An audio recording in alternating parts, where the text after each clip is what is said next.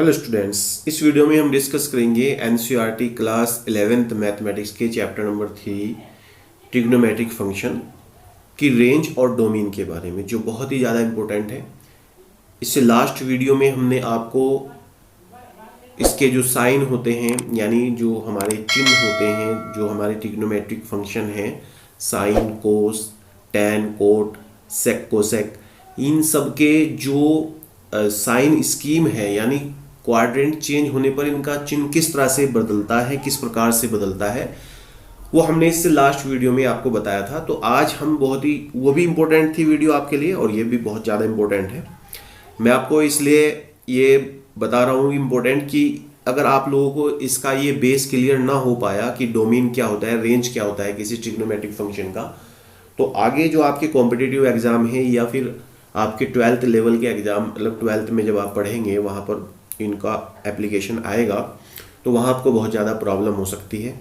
इसलिए आपसे कहूँगा कि ये वीडियो आप लोगों के लिए बहुत ही इम्पोर्टेंट है। आप इस वीडियो को पूरा देखें और बार बार देखें, ताकि आप लोगों का जो कंसेप्ट है वो मजबूत हो सके। और अगर आपका कंसेप्ट मजबूत हो जाएगा तो फिर आप वेरियस जो प्रॉब्लम्स होती हैं बेस्ड ऑन ट्रिग्नोमेट्रिक फंक्शन, आप उनको सॉल्व कर पाते हैं। तो यहाँ पर डोमेन एंड रेंज की बात हम कर रहे हैं। देखिए, डोमेन और रेंज जो होता है हमारे पास, अगर हम साइन एक्स की बात करते हैं यहाँ पर, तो आपने देखा होगा साइन एक्स जो फंक्शन है हमारा, वो क्या होता है, साइन एक्स फंक्शन की वैल्यू कुछ भी, आप एक्स को कुछ भी पुट कर रहे थे हम वहाँ पर, तो हमेशा -1 और +1 ही दे रहा था ये हमारे लिए। इसकी जो रेंज है वो ये है। तो चूंकि हम कोई भी वैल्यू x की पुट कर रहे थे, तो x की कोई भी वैल्यू, यानी for all x belongs to r की बात हो रही थी वहां पर। तो इसका मतलब क्या है कि इसका जो डोमेन है वो क्या है, r है। r मतलब रियल नंबर। r का मतलब क्या है, रियल नंबर्स। और रियल नंबर्स आप जानते हैं एक सेट होता है ये, -∞ से +∞ के बीच में, इसको हम r बोलते हैं। तो इसमें से आप कोई भी वैल्यू पुट कर रहे थे रियल नंबर में से, ये हमेशा -1 और +1 ही हमको दे रहा था।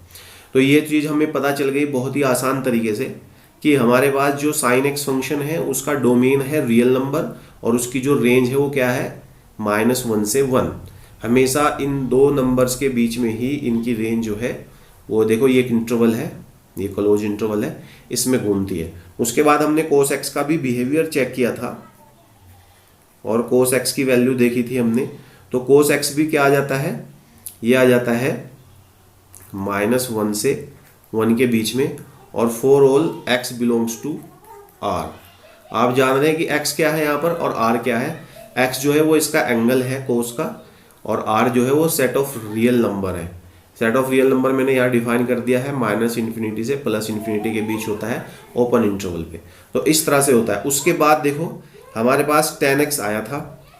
tan x क्या होता है, हम जानते हैं tan x जो होता है असल में वो क्या होता है, sin x upon cos x। तो अब देखो tan x एक फंक्शन है, और ये इसको ऐसे बोलिए कि जो है रेशनल फंक्शन है। ये दो फंक्शंस का कॉम्बिनेशन से बनता है, sin x और cos x के। तो इस कंडीशन में क्या होना चाहिए, cos x जो है कभी 0 के इक्वल नहीं आना चाहिए। अगर cos x 0 आ गया तो फिर ये अनडिफाइन हो जाएगा, डिफाइन नहीं रहेगा। तो हमें क्या करना है, हमें वो वैल्यूज लेनी है इसकी। देखो ये तो सभी वैल्यूज के लिए डिफाइन था ना, x के लिए कोई भी x आप इसमें पुट कीजिए, हमेशा -1 से +1 डाल रहा था, ये बाहर निकाल रहा था। और cos x भी ऐसा ही कर रहा था, यानी कोई x की कोई भी वैल्यू ऐसी नहीं थी जो अनडिफाइन कर दे इसको। लेकिन tan x में चूंकि cos x अपॉन में है, तो cos x ये रेशनल फंक्शन के फॉर्म में लिखा हुआ है, तो cos x क्या नहीं होना चाहिए हमारे पास, cos x is not equal to 0। तो cos x कब 0 होता था थी, अब हमने देखा पिछली वीडियो में हमने आपको बताया था cos x कब 0 होता था। cos x जब 0 होता था जब x जो है वो क्या होता था, 2n+1 इंटू π/2, तब होता था cos x 0, यानी x is not equal to 0। इससे ये क्या पता लगता है, x is not equal to 2n+1 into π/2। यानी कहने का मकसद ये था जब cos का एंगल π/2 का एक ओड मल्टीपल था, यानी विषम गुणक था, तब क्या था, वो वहां पर 0 हो जाता था, तो ये कंडीशन हो गई। यानी x की इन वैल्यूज के लिए ये डिफाइन नहीं है, तो x कभी भी इसके इक्वल नहीं होना चाहिए, ऐसी फॉर्म के इक्वल नहीं होना चाहिए जहां पर n क्या है, यहाँ पर पूर्णांक है, एक इंटीजर है। तो इसमें इसका मतलब क्या हुआ, इसका जो डोमेन है tan x का, डोमेन ऑफ tan x क्या हो जाएगा, वो डोमेन जो होगा वो ये हो जाएगा कि r में से आप हटा दीजिए किसको, r minus x such that x is not equal to 2n+1 into π/2। तो इस तरह से हमारे पास ये एक सेट बन जाता है कि डोमेन ऑफ tan x क्या हो जाता है, ये हो जाता है। अब इसकी जो रेंज है वो देखिए आप, रेंज आप देख रहे हैं, जो रेंज आएगी इसकी वो क्या हो जाएगी, रेंज हो जाएगी इसकी सेट ऑफ रियल नंबर। जो सेट ऑफ रियल नंबर है वो क्या होता है, माइनस इन्फिनिटी से प्लस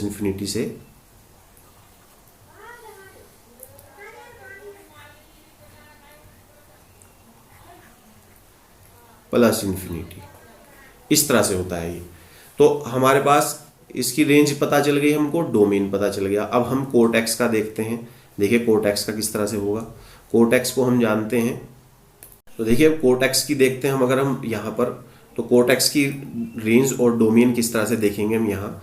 मान लिया हमारे पास कोट एक्स से हम जानते हैं, कोट एक्स जो होता है वो क्या होता है, cos x upon sine x. Cot x इसके इक्वल होता है। तो अब ये भी एक रेशनल फंक्शन है। अब रेशनल फंक्शन है तो इसका मतलब क्या है, cos x upon sine x. तो जो डिनोमिनेटर में है वो कभी क्या नहीं होना चाहिए, 0 नहीं होना चाहिए। देखो डेफिनेशन पढ़ी थी हमने रेशनल नंबर की, वो क्या होते हैं, p/q, और q is not equal to 0, तभी डिफाइन होता है। तो यहाँ पर हम क्या करेंगे, साइन एक्स 0 नहीं होना चाहिए। तो साइन एक्स 0 नहीं होना चाहिए कब, sine x is not equal to 0। इससे क्या पता लगता है कब 0 होता था साइन एक्स, जब x जो है वो n पाई के इक्वल होता था। x क्या होता था, n पाई के इक्वल। तो x जो है वो n पाई नहीं होना चाहिए। x क्या नहीं होना चाहिए, n पाई नहीं होना चाहिए। तो यहाँ पर हमारे पास जो है ये वैल्यूज जो है, ये मैंने यहाँ पर जो लिखा है डोमेन इसका, वो थोड़ा सा सही करके ऐसे लिख लेंगे आप, r minus x that x is equal to आ जाएगा। यहाँ पर इक्वल टू, ये मैंने नॉट इक्वल टू वाला निशान जो लगाया है, क्योंकि ये तो हमने हटा दिया ना, इक्वल टू नहीं होना चाहिए। तो इसका मतलब ये है कि ये हटा देना चाहिए हमको। तो यहाँ पर जो साइन आएगा वो क्या आ जाएगा हमारे पास, वो इक्वल टू का साइन आ जाएगा, यहाँ पर ये आ जाएगा। तो इसी तरह से अब इसका जो डोमेन बनेगा वो क्या बनेगा, डोमेन r में से माइनस कर दीजिए x that x is equal to n pi, और n क्या है यहाँ पर, n बिलोंग्स टू z, यानी सेट ऑफ इंटीजर्स। तो बहुत ध्यानपूर्वक आपको समझने की जरूरत है इनको। r में से माइनस कर दिया हमने, किसको माइनस कर दिया, जो हमारे पास ऐसी वैल्यू थी जिनके लिए इसका मान क्या हो जाए, 0 हो जाए, तो उसको हमने यहाँ से क्या कर दिया, माइनस कर दिया। तो लिखने का तरीका एक और हो सकता है, देखिए कैसे लिख सकते हैं हम इसको। यहाँ पर जैसे ये लिखा हुआ है, ये इसको हम ऐसे भी लिख सकते हैं कि x that x belongs to r, और x that x belongs to r, तथा एंड दूसरी साथ में इसके क्या नहीं होना चाहिए, एंड इसके लिए बता रहा हूं मैं, x is not equal to 2n+1 into π/2। तो इस तरह से भी इसका डोमेन हम लिख सकते हैं, या ऐसा लिख लीजिए, या r में से इसको हटा दीजिए जिनके लिए इसकी वैल्यू क्या है, 0 है। तो इसी तरह से हमने यहाँ पर लिखा है, इसको भी हम ऐसे लिख सकते हैं कि x that x belongs to r, and साथ ही साथ क्या कंडीशन होनी चाहिए, x is not equal to n pi. तो इस तरह से भी हम इसको लिख सकते हैं। तो आप लोगों को समझ में आ रहा होगा, मैंने दोनों तरीके से इसको बता दिया है आपको, ताकि प्रॉब्लम ना हो। अब देखो नेक्स्ट 2 फंक्शन और बचे हैं। अब अच्छा, इसकी रेंज की बात कर लेते हैं। डोमेन तो इसका ये आ गया है, कोट एक्स की जो रेंज है वो क्या हो जाएगी, वो देख लीजिए।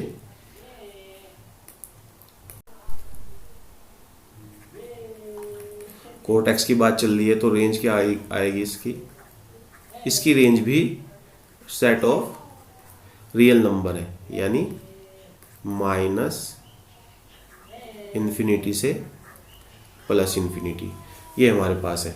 उसके बाद आता है देखो कोसेक एक्स।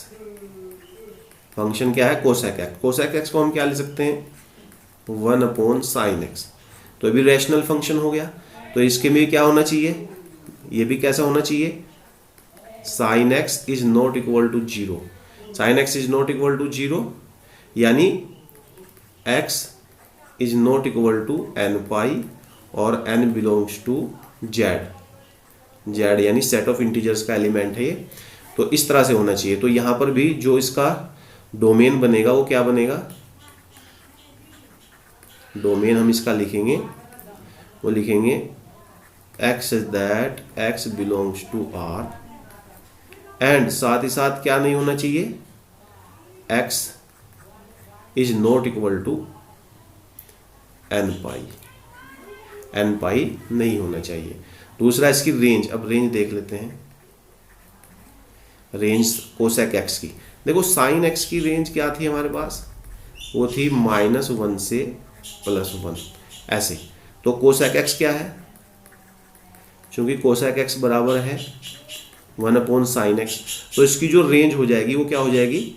ये उल्टा होगा। देखो, अगर हमारे पास इसकी रेंज मान लिया y है और y -1 से बड़ा है और +1 से छोटा है, तो जब हम इसको उल्टा कर देते हैं तो क्या बन जाता है? देखो ये -1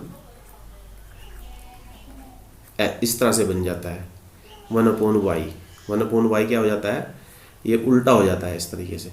तो जब ये उल्टा हो जाएगा तो देखो इसको क्या कॉम्बिनेशन बनाएंगे यहाँ पर हम, देखिएगा। तो देखिए यहाँ पर रेंज हम बता रहे हैं कि यहाँ पर ये आ गया है ये कंडीशन। देखो अगर हम नंबर लाइन के अकॉर्डिंग देखते हैं, ये -1 है और ये +1 है, और चूंकि ये y है, मान लिया हमने sin x का ये लिया था, यहाँ से यहाँ तक ये y है, -1 से +1, तो अब ये उल्टा कर दो, अपोन कर दो इसका, तो ये आ रहा है यहाँ से। तो -1 से छोटा 1/y और +1 से बड़ा, तो इसका मतलब क्या है? ये दोनों एक साथ नहीं आ सकते, या तो इसमें होगा या फिर इसमें होगा। तो इसकी जो रेंज आएगी वो क्या आ जाएगी? जो रेंज आएगी, मान लिया इसकी रेंज y है और y क्या होगा? -1 से छोटा और +1 से बड़ा। तो इस तरह से इसकी रेंज आ जाएगी, -1 से छोटा और +1 से बड़ा या उसके बराबर। इसमें भी इक्वालिटी का निशान है, -1 के बराबर या -1 से छोटा, और ये +1 से बड़ा या छोटा। फिर उसी तरह से हम कोसेक एक्स की देखते हैं। कोसेक एक्स के बाद सेक एक्स की, कि सेक एक्स जो होता है वो क्या होता है हमारे पास, देखिएगा।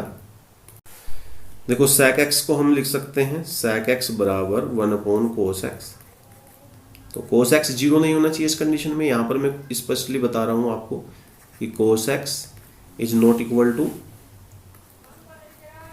0, और 0 कब होता था cos x? जब x जो है वो क्या हो जाता था?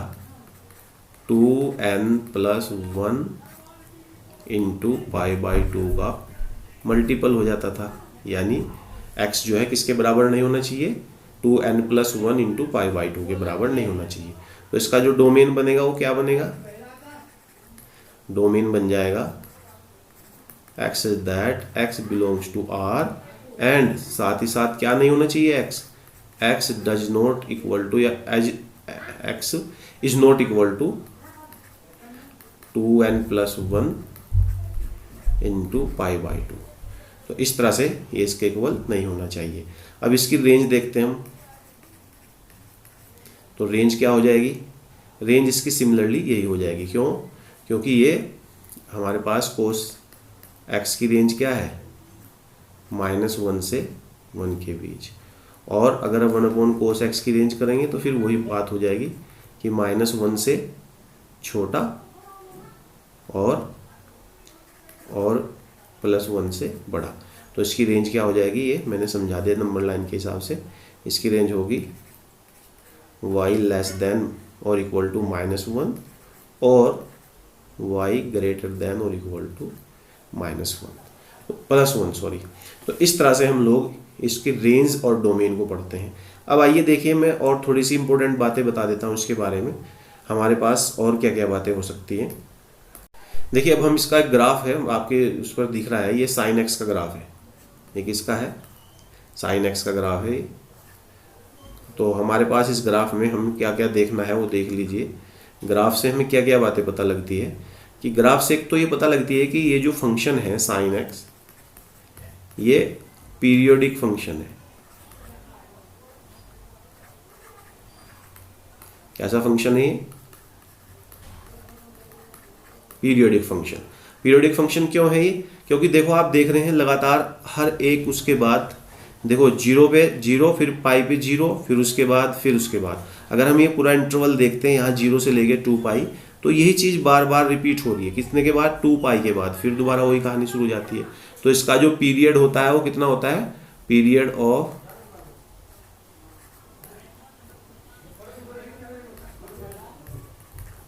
साइन एक्स वो होता है 2 पाई। तो याद रखना ये पीरियडिक फंक्शन है। इसी तरह से कोस एक्स को देखते हैं हम यहाँ पर। कोस एक्स भी क्या है? एक पीरियडिक फंक्शन है। और कब रिपीट होता है कोस एक्स? देखो यहाँ पर ये क्या है? जीरो। तो जीरो से फिर यहाँ चलते हैं, यहाँ चलते हैं, ये क्या है? देखो ये क्या है? यहाँ पर पाई बाई 2, ये क्या है? पाई, ये क्या है? 3 पाई बाई 2, और ये क्या है? फिर वापस कहाँ पर आ जाता है? 2। तो इसका भी पीरियड जो है वो क्या है?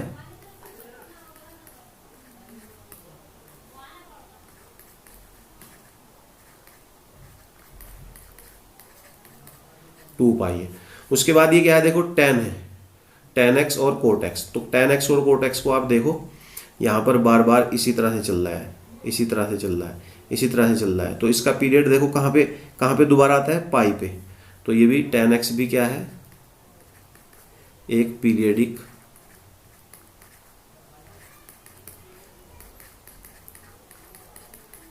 फंक्शन है, और इसका जो पीरियड है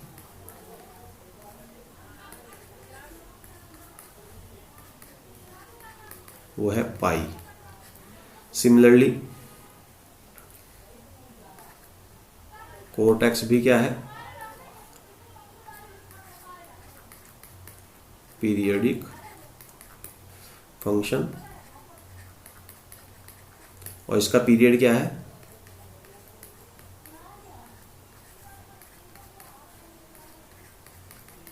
उसका भी पाई है। तो इसको याद रखना आप लोग, ये बहुत इंपॉर्टेंट है आप लोगों के लिए। देखो नेक्स्ट हमारे पास ये है सेक एक्स और कोसेक एक्स। देखो यहाँ पर भी पीरियड इनके जो period sine x cos x के थे वो इनके पीरियड आ जाएंगे, वो आप याद रखना। कोसेक एक्स के लिए पीरियड क्या है? 2 पाई, और सेक एक्स के लिए क्या है? 2 पाई। तो इस तरह से आप लोग फंक्शन के बिहेवियर को अच्छी तरह समझने के लिए ग्राफ को समझना बहुत ज़रूरी है। फिर आप लोगों को थोड़ी सी बात और इंक्रीजिंग और डिक्रीजिंग किस तरह से होते हैं वो भी आप लोगों को बता देते हैं। देखो आप लोगों को ग्राफ दिखा रहे हैं हम यहाँ पर।